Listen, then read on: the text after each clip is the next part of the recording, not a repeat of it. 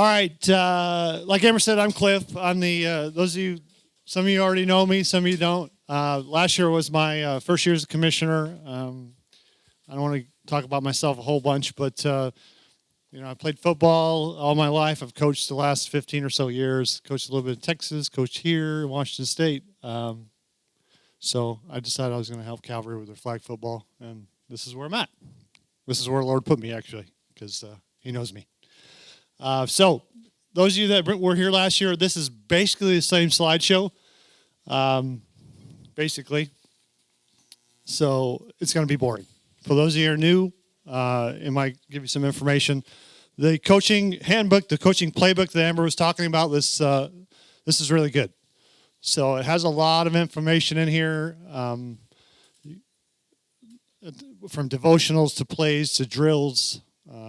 It's all in the book. It's really good. So when you get a chance, definitely look at that.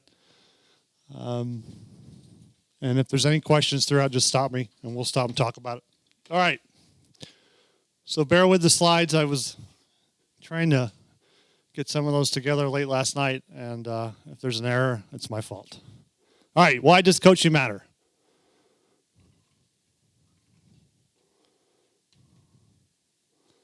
All right, Billy Graham says the coach will impact more people in 1 year than the average person will in an entire lifetime. I'm sure all of you know that who have played sports, that there's probably a coach in your life that you can remember that impacted you in one way or another. Okay, so you got to keep that in mind when you're out there, that you're definitely impacting those kids one way or another.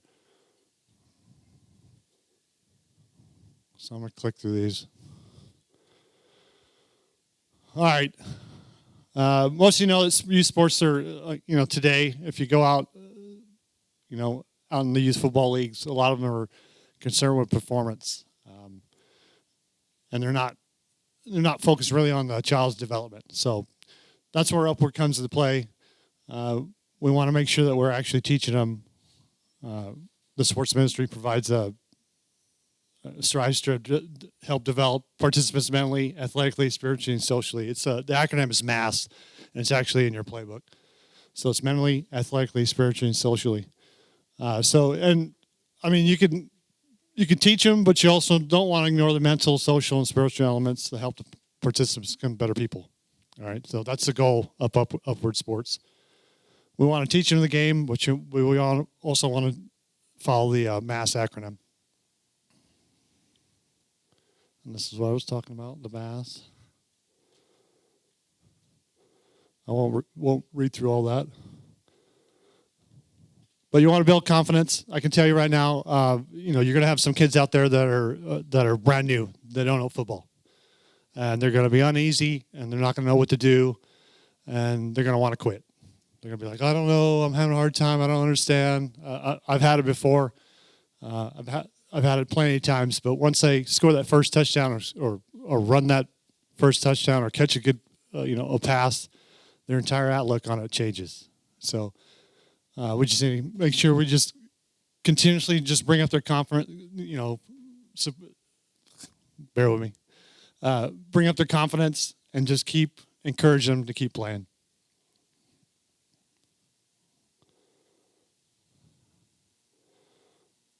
All right, that exercise, only 24% of youth 6 to 17 have 60 minutes of physical activities each day. I think that bullet came from the CDC. Take that for what it's worth, but 24%. All right, so benefits of physical activity: stronger bones, muscles, improves heart, brain, lowers risk, all the stuff we've heard for the last 40 years. But fun. Definitely we're focused on fun also, getting kids involved, making the game fun. That's kind of where with the 4th through 6th grade, what we're doing this year is trying to make it a little more fun, kind of Sandlot, old school. So teach the game by focusing on fundamentals. And I can tell you that's pretty important, fundamentals. As a coach, I always want to put on these razzle-dazzle plays that are amazing that I think it's going to work. They say, this play is going to work. But if they don't know how to line up, it's not going to work. So fundamentals. And you're going to have a lot of kids that don't know where to line up, and you'll be telling them where to go or pushing them over here, and this is where you stand. So, but you definitely focus on the fundamentals. Once they get that down, everything else comes pretty easy. All right, spiritually. Once again, Upward Sports, we're focused on the spiritual portion also. This is your chance to plant seeds of discovery when they're small, and you have the great influence on the players out there. Okay, so don't forget to do your devotionals. If you have a coach that's more comfortable doing devotionals, or you want to assign doing devotionals, you can do that. But you can decide, on the team who's going to do that. Also, the coach-parent relationship. Make sure you're talking to the parents or answering their questions. Just that support makes them feel better about bringing a kid out and participating. So, all right, and be the example. So, kind of like we talked about coaches, you're going to be the example. I can share with you, like, as a coach, if I'm getting animated or disagreeing with a call, people feed off that. Kids feed off that. So you want to set the example when you're out there. Also, be ready to step into opportunities God provides during practice and games to demonstrate and share the gospel. So, all right. Encourage development with your players. With your players socially. This is not. I don't have one of those clickers. Darn it. There you go. Be like, next slide. All right. Teamwork, communication, and serving. All right. So your children learning to interact with other kids. They learn how to work together as a team. It definitely benefits them in the long run. Sports is more than just sports. I mean, it builds a lot of other stuff in your life. Your confidence. How to work with other people. How to communicate with other folks. So, they also learn to respond to complex situations with teammates, competitors, issues. You're going to have it. I know it's Upward Sports, but you're going to have older kids in the 4th and 6th grade who are going to be talking crap. I mean, that's just part of it. But you need to teach them and explain them. We don't want that. I'm a big proponent of. I've always told my kids, don't talk with your mouth. Talk with your play. So you want to go out there and play hard. Don't say anything. Be a good sport. That's where you do your talking, not with your mouth. So I'm kind of old school that way. Next slide, please. All right, and understand who you're coaching. That's one thing. So my coaching style doesn't work with every kid. Okay, so when you're out there, you're going to know. You'll figure out which kids are receptive to the way you coach. Okay, so not all kids are, let's say, can take a joke, or like I always can pick the kids that I can call, like, give them a name. So, like, I had one kid who was slow, great kid. I call him Grandma. So he got a nickname of Grandma. So he liked it. He thought it was cool. When I put it on his jersey, he thought it was amazing. Kids loved it, right? But he was a good player, and he played hard. So you're going to know, what works and what doesn't work with the kids. And not all kids are the same. So definitely want to realize who you're coaching and what you're coaching, okay? Next, please. All right. So once again, you're developing a person to be successful, and you're coaching the team as a collective individuals, but caveat with make sure you're coaching to their strengths and make sure they understand come across, that you come across to them where they're understanding it. So, next slide, please. All right. And yourself, be prepared each week as you're a salt and light to your team. Make sure you're feeding yourself by being in God's Word. In God's Word and in prayer. So I wanted to talk about that just a little bit. So when you go into practice, you want to make sure you have some kind of practice plan, whether it's when you're going to do devotionals, what drills you're going to do. So it's a lot easier. So I used to do it on a Sunday. I would sit down and kind of plan out my week. Okay, like this is the drills we're going to work on Monday. This is the drills we're going to work on Tuesday. This is when we're going to do a devotional. It'll make your life a lot easier during the week than just to show up and be like, okay, what are we doing today? And then you got to discuss with the other coaches trying to figure out what you're going to do. So, for at least for the 4th and 6th grade, if you're going to get together and just decide what kind of drills you're going to run that week, after the first week, you're going to know what you need to work on. So I can guarantee it's going to be like flag pulling, alignment, what the line of scrimmage is, all the fundamental stuff that you're going to need to work on. So that's going to probably be the first week. All right, next slide, please. All right, this is the 7 keys to coaching. So we talked about proper drills, demonstration, enhance the skill level, and improve solid foundations. You want to teach each player on how to improve their game. So you're going to have kids out there that, like I said, do not know how to play, and you're going to have some that are advanced. Okay, you're going to put them all through that, but you're going to try to hone their skills. So if they're out there and you have a 10-yard slant, and you're teaching them that you need to turn their head in order to catch the ball to the left, or to the right, whatever side they're running the slant, and they don't do it, you probably need to correct them on the spot because you want to be encouraging and say, hey, this is how you do it. The biggest thing is coaches would kind of shy away from correcting it right away, but they're not learning. So you need to make sure that when you're out there, you're actually correcting the mistake when it happens. So you're just teaching them on how to improve their game. Hey, if you step off with this leg, or if you turn your head after, stuff like that. So you just want to make sure you're teaching them in a loving way, and actually that they're understanding what you're doing, and it's not a way that you're criticizing them or putting them down, because that's not going to benefit them. They won't get it. They won't get it. All right, teach the rules. So back to fundamentals, you got to teach the rules. Where to stand, what a line of scrimmage is, whether they can hold or they can block, or we had a focus tackling last year, so we don't want that. So we definitely want to teach the rules. Next, please. All right, instill sportsmanship with a competitive spirit and growth mindset. That may be as small as handing the flag back to the individual that just pulled it and not actually throw it down on the ground. Like, yeah. I mean, I get it, but it's just little stuff like that. Sportsmanship, hand the person the flag back. You can be competitive, definitely doing your best to win, but keep in mind that, winning isn't everything.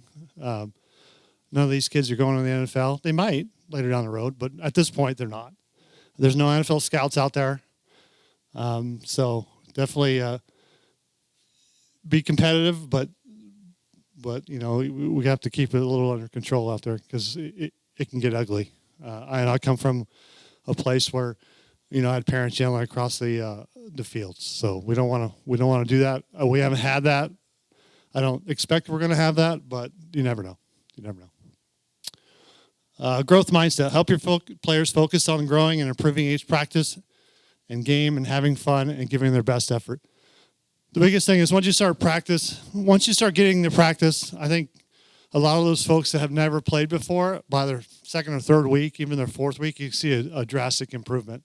Once they start getting the actual concept and you start kind of drilling in the fundamentals, you can see it start clicking in those kids. So as long as you continue to help them and teach them, the growth is pretty quick. All right, next slide, please. All right, teaching participants to be effective communicators. Football is all about communicating. That's why when the 4th and 6th grade we decided to kind of focus on the quarterbacks, because the quarterbacks are the field commanders out there. They're going to be direct. If they know what they're doing, they're going to be directing their teammates and helping their teammates line up, where to go, what routes to run. The biggest thing for me is, like I said, a lot of these kids who don't know how to play, it's easier. I'm a visual learner. A lot of kids learn visually, so that's why I was suggesting the actual plays on the arm. It doesn't have to be, it could be 6 plays, it could be 3 plays. I mean, I have a set of plays that I used a couple years back when we was playing 5-man, And they're pretty good. I mean, they're okay, but I can send those out, and you can either use those, copy those, or, make your own. It's up to you. But keep them simple. My suggestion is really keep them simple. Unless I know the fundamentals and where to line up, all that counter stuff, and it's really hard to teach, especially younger kids. And like Amber talked about, be sure to utilize the resources at upward.org and your app. Okay.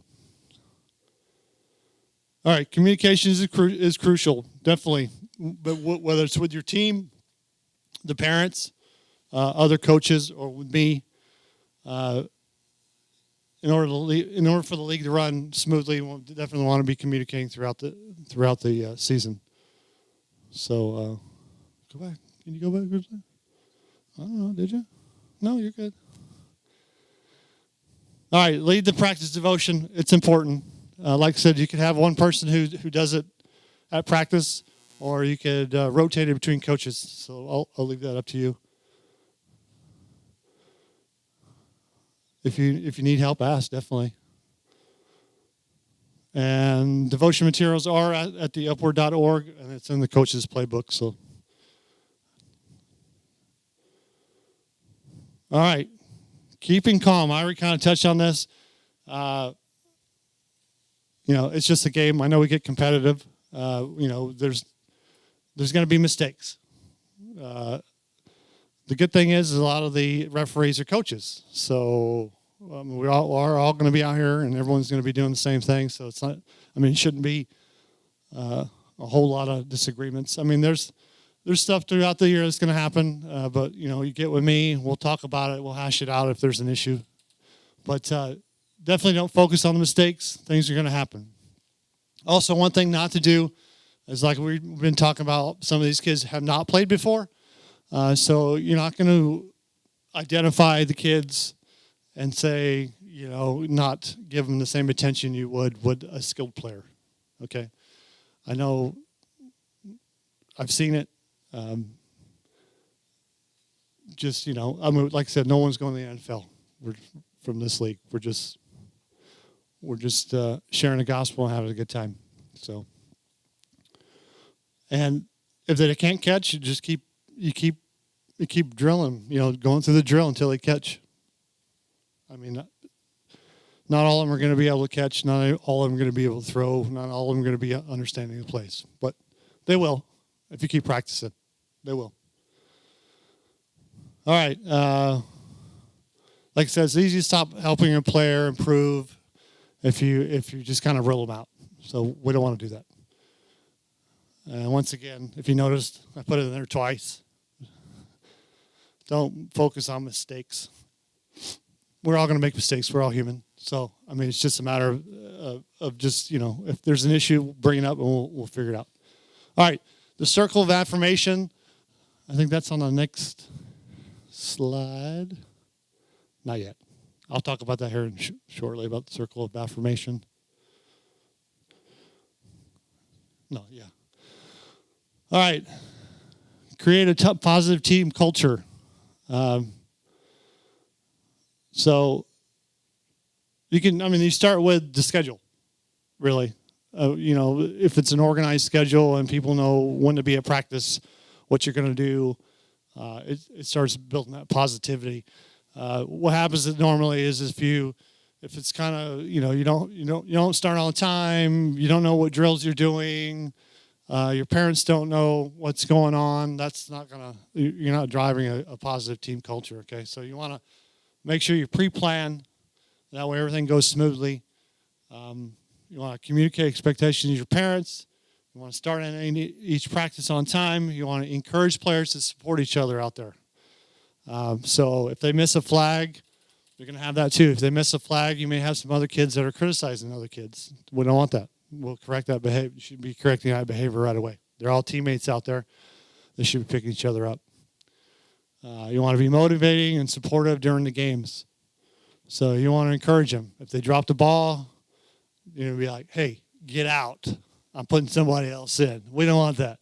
We're like, hey, next time, You'll catch it next time. Don't worry about it. Shake it off. Next play. That's what I always did. I always say, listen, we're not focused on the play. After the play's done. We're moving on to the next one. So whatever happened the play before, doesn't matter.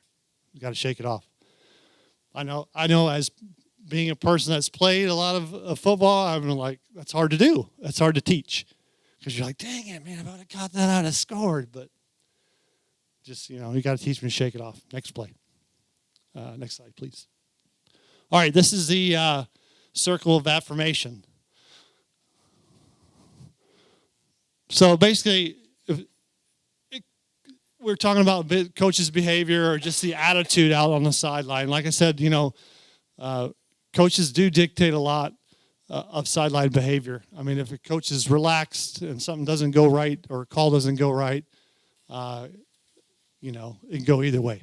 So if I'm angry and yelling at the refs or another coach and say, hey, that wasn't holding, that's bull, but we don't want to do that either. So, we want to, like you said, keep in mind the refs are other coaches. And so, just like anything else, not everyone knows how to be a ref. Not everyone knows how to be a football ref because maybe they came from soccer or maybe they're, we're all volunteers. So, we don't know every single thing about football. So, keep that in mind when you're out there. So it talks about parents follow example of coaches, which is true. Coaches have a lot of, influence there on the sideline. So if you're calm and you're encouraging and everything's going to go nice and smooth, the kids are going to have a good time, parents are going to have a good time. So, I wrote that in there. Coaches, where have you seen this work? So do not be critical or confrontational. If there is an issue with the reffing, just come see me. We handled some last year. We made some changes, and I'm sure we'll make some changes this year as the season goes and we find out this doesn't work or that doesn't work. An example of that from last year is we had that the quarterback couldn't run if he was rushed. He had to stay behind the line according to the upward rules, but we changed it. So we were saying that if the quarterback is rushed, he can now become a runner. Or you can not have to rush and he can just sit back there and throw a ball. But he only has 7 seconds to throw the ball. So changes like that will happen throughout the year as we get feedback from the coaches and some of the players and we can make those adjustments. It won't hurt us that bad. So next slide, please. All right, so practice breakdown is in your book. I didn't put it on there. I just figured you guys would look in the book and it gives you kind of an idea of how the practice can be arranged. So, and I'll leave that up to you. I'm definitely not going to dictate how you're going to run your practices because you're going to be out there. So, all right, next slide. Like I talked about weekly practice plans. I highly suggest you have an idea of what you're going to practice during the week before you get out there. Just make sure practice goes smoother. Also, your devotional, what you're going to do.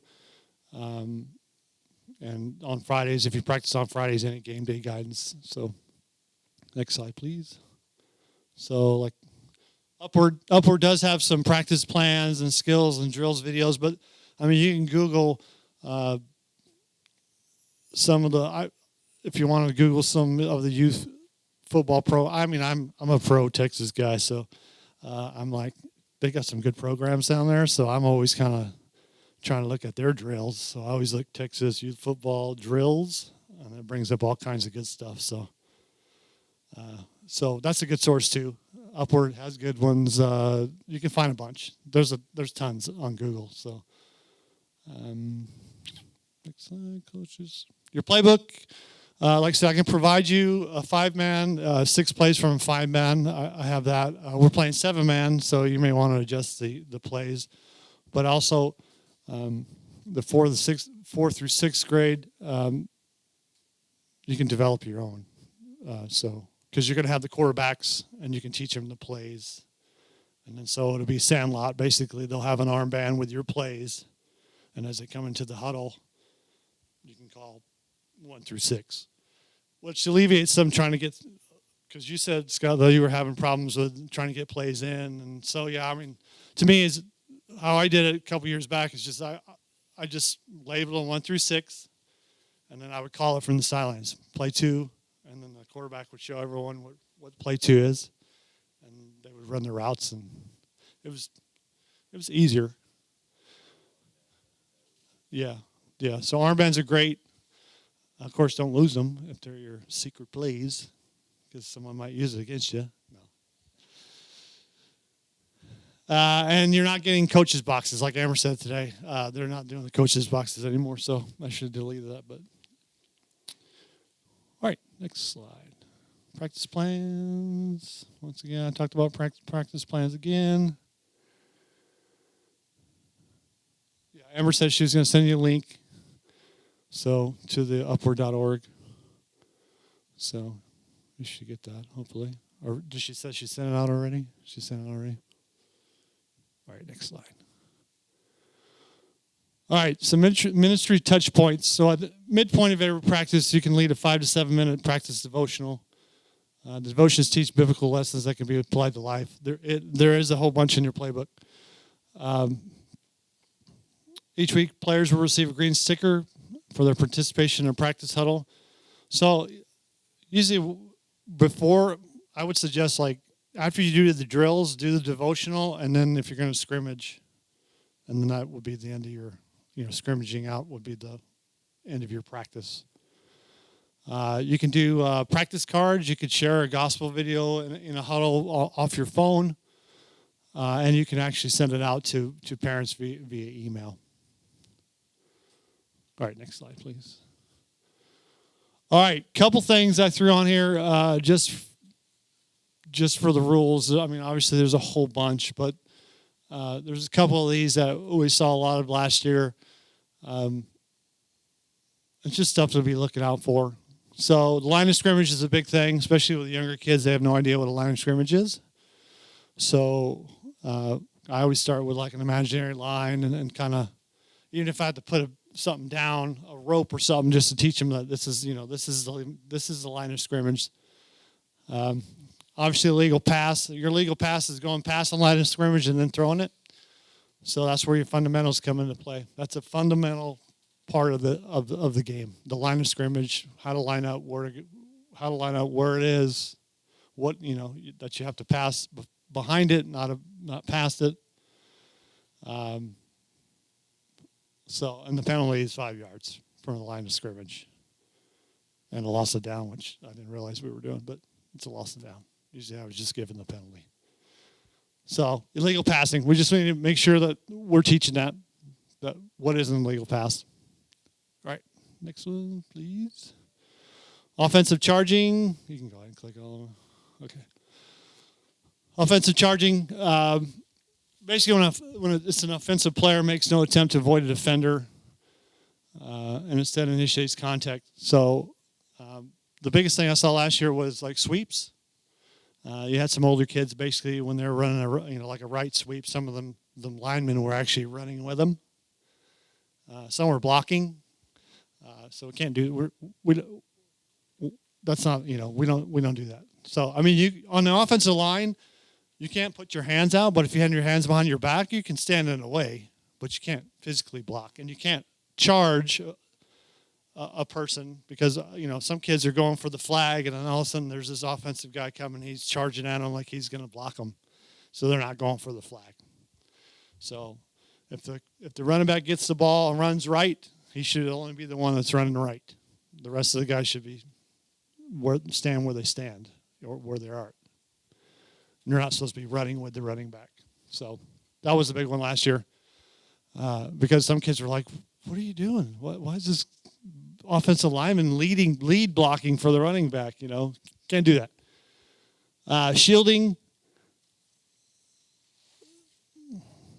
So this is similar to blocking. The only thing I say with this is no, you can't, there is no hands. You can't have your hands out. Can you stand in their way? Sure. but no attempt to actually put their hands up and block. So that's a penalty. Obviously, stripping, we're not stripping. If the ball falls out of the person's arms, it's dead. The ball is down where the ball fell. So there is no knocking the ball out of his hands or any of that. That's actually a penalty. So if you do see stripping, we'll make sure we call that. Because some people do that. Instead of go for the flags to try to knock the ball out of there. It's just part of it. This is what we had last year. So, all right, next slide. All right. So once Amber loads all that stuff into Upward, and you'll have your game day substitution. You can do the game day substitutions through your app. So, and basically, you'll have no player that sits out more than one possession at a time. You could technically have offense and defense. 7. How many kids do we have? 12. 12. So you can almost have a complete offense, complete defense, almost. So everyone should be getting probably a good amount of playing time. You want every player to play offense and defense in every game. Every player will start on either defense or offense or defense in each game. And in most cases, each player will play against someone of equal ability, which for the 4th and 6th grade, it will be different because we're rotating. But we are still kind of trying to line out, the kids when they go through the teams. We're not going to totally, give them a score. Because normally in Upward, we would rate them. They'd go through like a little camp. Some of you already know that we would rate them a 1, 2, 3, and then we'd have, a team with a certain number of 2s and a certain number of 3s, certain number of 1s to try to even it out. But the 4th and 6th grade are going to be a little different, but still we'll still be able to kind of line out. So there's not a whole lot of stacked teams. It's gonna be interesting. It'll be interesting to see how this rotating teams is going to work. It might be fun. It might be a disaster, but we will find out. I think we're good as long as we have the quarterbacks that stay and have some control. Everyone else could learn different positions, but we talked about it last night, and that's what I said last night. I was like, man, it could be great or it could be a disaster, but we'll know. We'll know right away. So let's see. Coaches are not to alter the substitution system. Coaches do not have to monitor playing time for each player. That's if you use this system. If you don't use the system, that's you'll have to do it old school. Make sure everyone gets their playing time. All right. Next slide.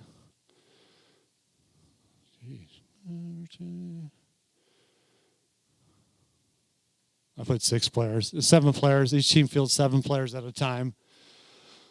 Coin toss. So that's some basics. In each quarter, each team will have an offensive and defensive group, and these groups will change in each. And that's what I was talking about. If you have enough players, you'll be able to do offense and defense. If not, then you'll have to figure out who's going in, who's going out. Because that'll be an easy way to do it. If you want to get all playing time, you just rotate the offense and defense. Or rotate the kids between offense and defense. All right. Any questions so far? I know it's a lot. I mumble a lot, and I get off track. So if you do have questions, just bombard me with whatever you have. All right. Yeah. Yeah.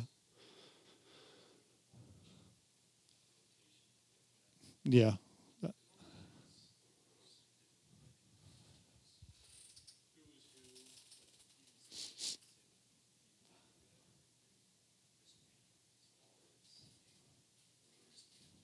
Yeah. Yeah.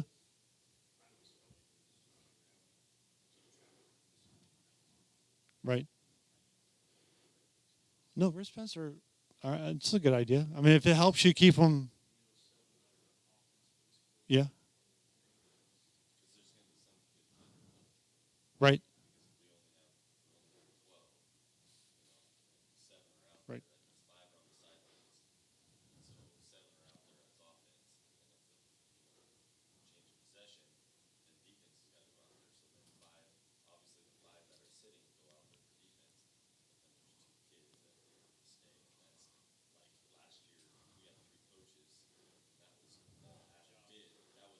Yeah. Yeah. No, it's a full-time job. Yeah. Yeah. I mean, whatever's easier for you. I don't really have a preference. I mean, I understand the pain because, trying to get all the kids playing time. And if you're, and I understand the parents get unhappy because their kids are still on the sidelines. I know that too. So whatever works for you, if you want to do armbands, that's great. I don't know. I know that's I'm gonna make it a requirement. I mean, I don't know. I mean, if it works for you, great. Some people like the app. Some people don't. I'm not saying you have to use the app. I'm just saying you just make sure we have the ability to use the app. But if you can control, if you can manage the playing time outside of the app, I'm not totally against that either. But we just need to make sure that everyone's getting the same playing time. So if you want to say offense has, a red band and those guys, it's great. I don't have an issue with that. I don't think.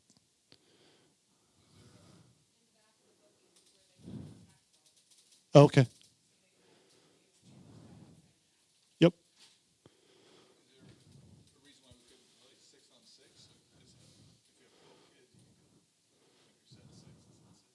Yeah, I mean you could, but yeah. It's usually 7-on-7. We try to use 7-on-7. It's usually yeah. Yeah. Well, you're gonna have a couple kids. Yeah. I mean right. Yeah.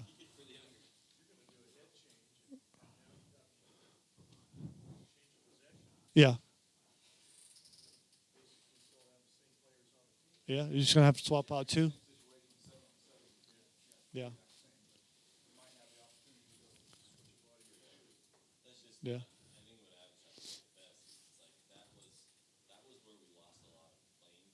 Right.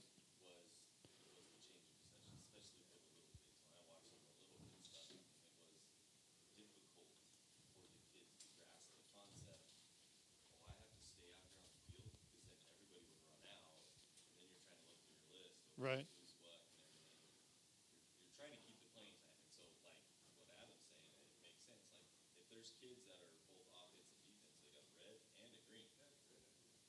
Yeah. No. I mean it's a great idea. I mean it alleviates some of that maybe. Wristbands. So you can identify offensive, defensive players. So they would say, for instance, if they're offense, they wear a red wristband, and if they were defense, they wear a green wristband. Or if they were both, they wear a green and red, just for tracking purposes. Because, like they were saying, is that it's a full time job, trying to make sure that all the kids are going in, and it's herding cats, basically, is what I call it.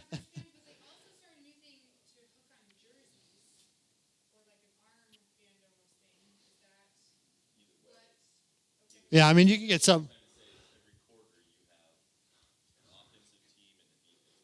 Yeah.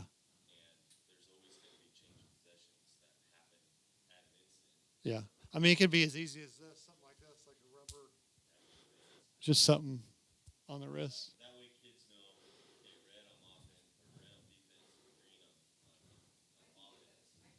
Yeah. Yeah. Hmm. They're cheap. I think they're $1 a piece or something like that. And then you guys can use them as you please, if that's what you want to do.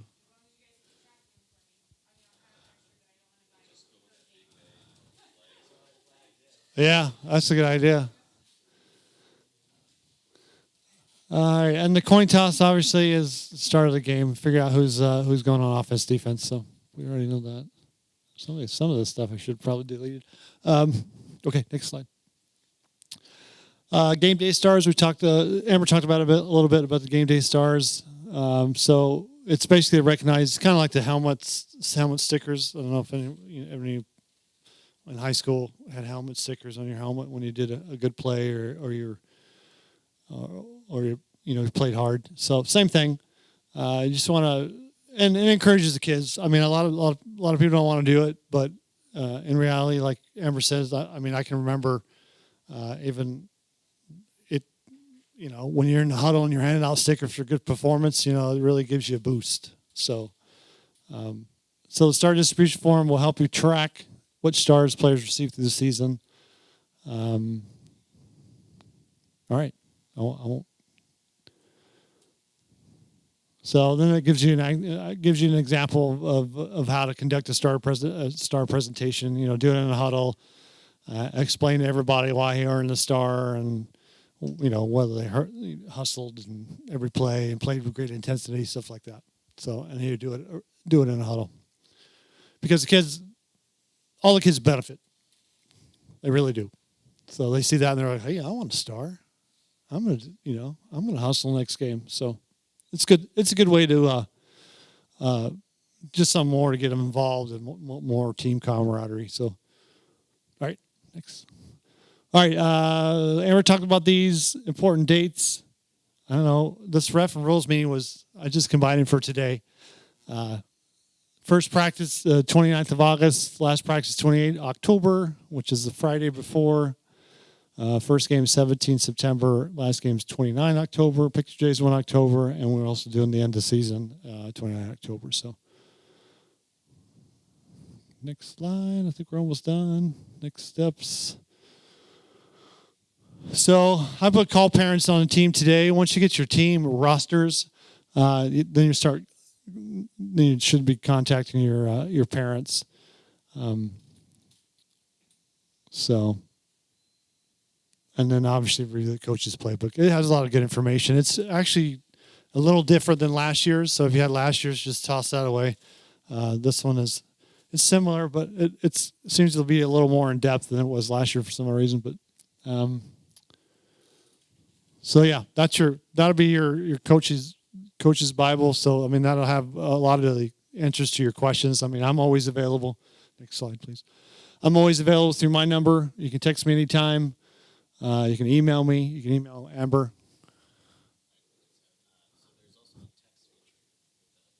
Oh yeah, text the parents. Yeah. Yeah. True. No, that works. And then we'll have band also. So if anybody has any issues, or reaching folks. So that's my info. I'll put Amber's info down there. Hope you don't mind. I'll put your cell. Sorry.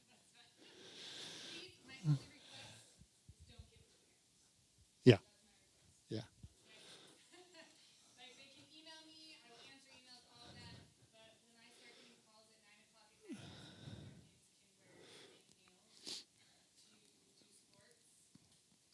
Yeah. I mean, you can give my information out if they have any issues or they're having issues or whatever. I don't mind talking to them. Like I said, I'm here to help, but I'm mainly here to help you guys. All right. So if you have any issues, whether it be with parents or kids or reffing, anything with the league, you just let me know and we could chit chat, figure out. Whether we like the way it's going with the rotational thing, because honestly, if it doesn't work, we could just go back to set teams. But because we thought it would be a little more fun and more time and even out the teams a little bit more, we figured, hey, let's try this. It seems like a solid idea and it would be fun. Like I said, it reminds me of old Sandlot stuff where you're picking teams, all-time quarterback, picking teams, and then going out in the play. And then every Saturday you'll have a new team. And then you'll meet new people. Kids will get more familiar, not with only their team, but other teams out there and other kids out there. And I get it. Some parents may not like it. They may have some complaints. You can just tell them to talk to me if you can't talk to them. And I can explain it. But it's meant for, like I said, it's just meant for fairer teams and a lot more time to learn. But I understand, like I said, I understand the questions that are going to come because, I'm an old school guy that likes to have a team and to build that team the way and coach the team, the way I want it coached. So I get it, and I get there's going to be some concerns about that, but we're really just here doing upward sports, obviously, to spread the gospel and actually have fun. So, like I said, we're focused. Our focus is a lot different than some other leagues out there who are trying to get their kids to the NFL. I'm kidding, but that is kind of true.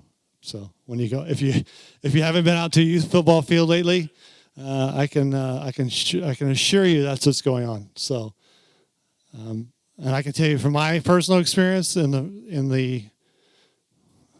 I think the first time I was part of a league board, I threw out a parent every Saturday. So every Saturday I threw someone out. I had to tell them to leave the fields. So, but we won't have that issue here. I'm confident we won't. But we're doing it different here. So that's what we want to make sure that we separate ourselves from what they're doing out there. So, any questions? I know I kind of rambled and mumbled, and I was struggling a little bit, but if you do have questions throughout the year, just let me know. Yeah.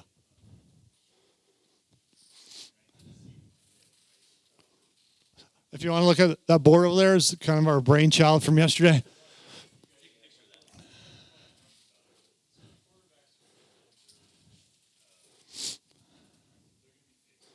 Right.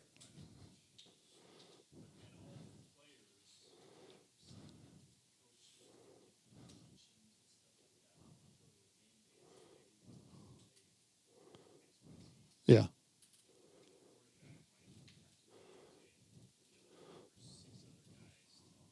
Yeah. Yeah. I mean, you could technically, and we talked about it, I mean, you could technically, if we had a standard, if we say we get like,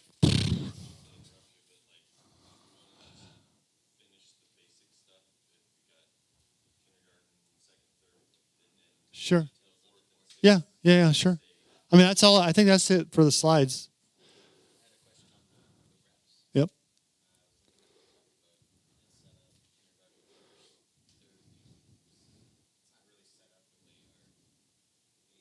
Mm-hmm. Yeah. The 4 through 6. Yeah.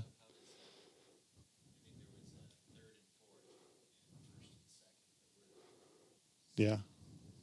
Yeah, I think we were going with the rules from 3rd and 4th, and then we were modifying off of, because like I was saying that in the rules of 3rd and 4th you can't rush, or the quarterback can't run even if he's rushed. He can't just take off running. So last year we modified it, and this year it'll be the same for 4th and 6th. So if a quarterback goes back to post up to throw a pass and he gets no rush, he can't just take off. Now, once he gets rushed, he can run. So that was one of the changes we made last year. And it worked a lot better, I think. First 2 weeks were kind of ugly because we're like, can't rush. And so we had to keep calling him back, telling him, he can't run, he can't run.